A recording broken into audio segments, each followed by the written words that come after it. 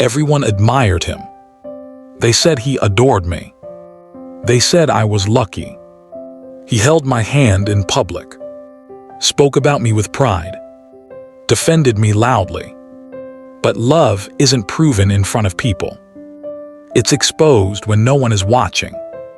And the man who loved me in public lived a completely different life in private.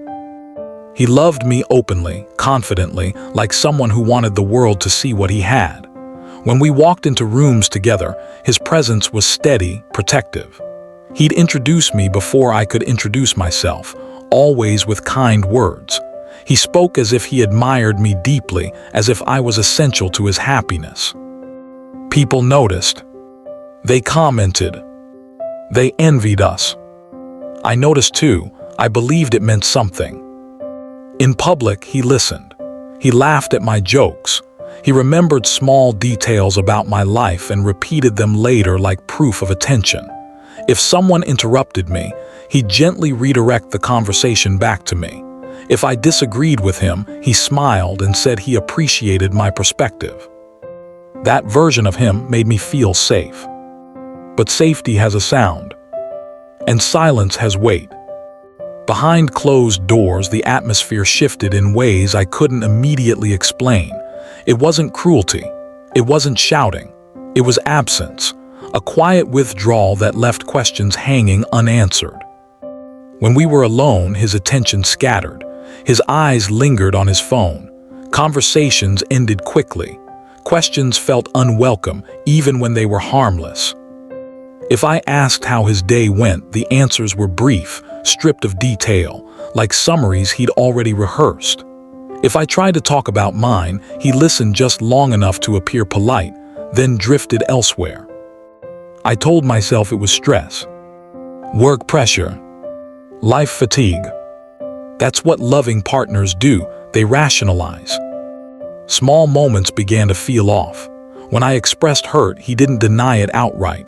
He reframed it, turned my feelings into misunderstandings, said I took things personally, said I expected too much. His voice never rose. His disappointment did. He mastered the art of subtle correction, the kind that doesn't feel like an argument but leaves you apologizing anyway. Slowly, I began to filter myself. I adjusted my tone. I shortened explanations. I avoided topics that felt risky. I became quieter. Publicly, he praised my strength. Privately, he treated my emotions like inconveniences. He was generous with affection when others were present. Compliments flowed easily in company. Smiles were effortless. But when we were alone, warmth was rationed.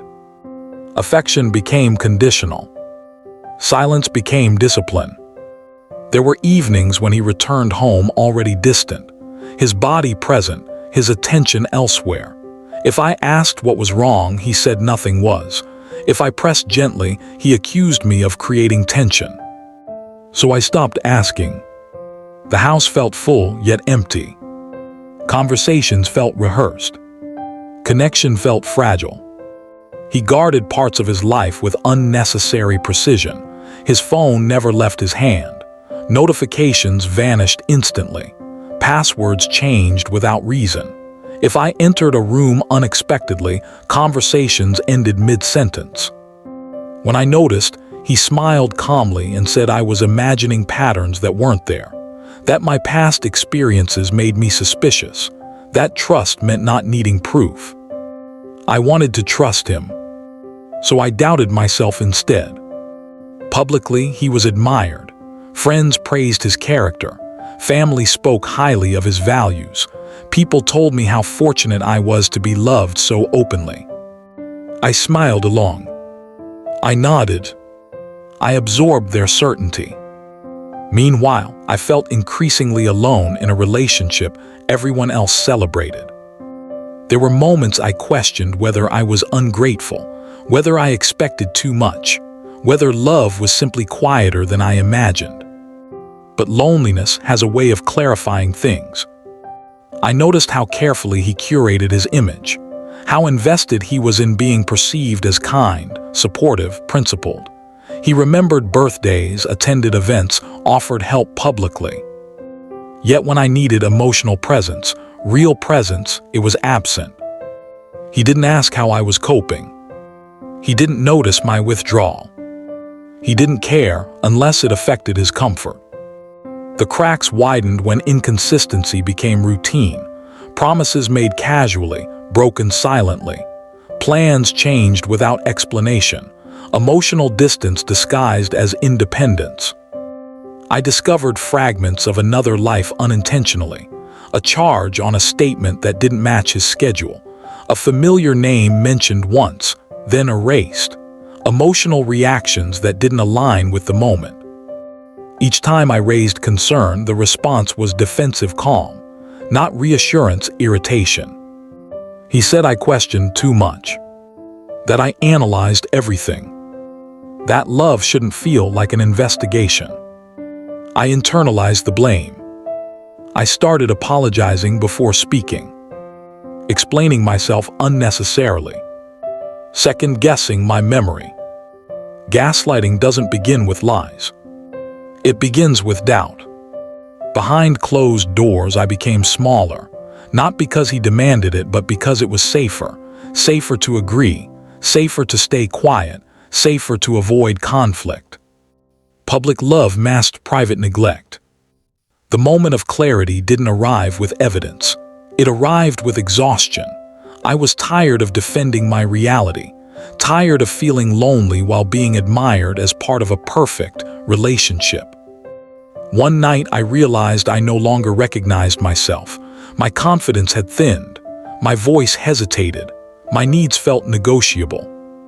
That was the truth I couldn't ignore. When I finally confronted him, I didn't cry, I didn't accuse. I spoke calmly, clearly, without emotion. I described patterns. I named distance. I asked for honesty. He didn't deny anything. He didn't explain. He looked inconvenienced. That reaction told me everything. The public version of him existed for applause. The private version existed for control. Leaving wasn't dramatic. No shouting. No tears. Just a quiet understanding that love without respect isn't love, it's performance. He didn't fight for me. He didn't chase. He simply adjusted. People were shocked when I left. They asked what happened. They couldn't reconcile the man they admired with the reality I lived. I stopped trying to explain, because some truth only makes sense to the person who survived them. Today, I understand something clearly. Love that only exists in public isn't love. It's reputation management. And the hardest lesson wasn't losing him. It was learning that the person everyone praised never truly existed.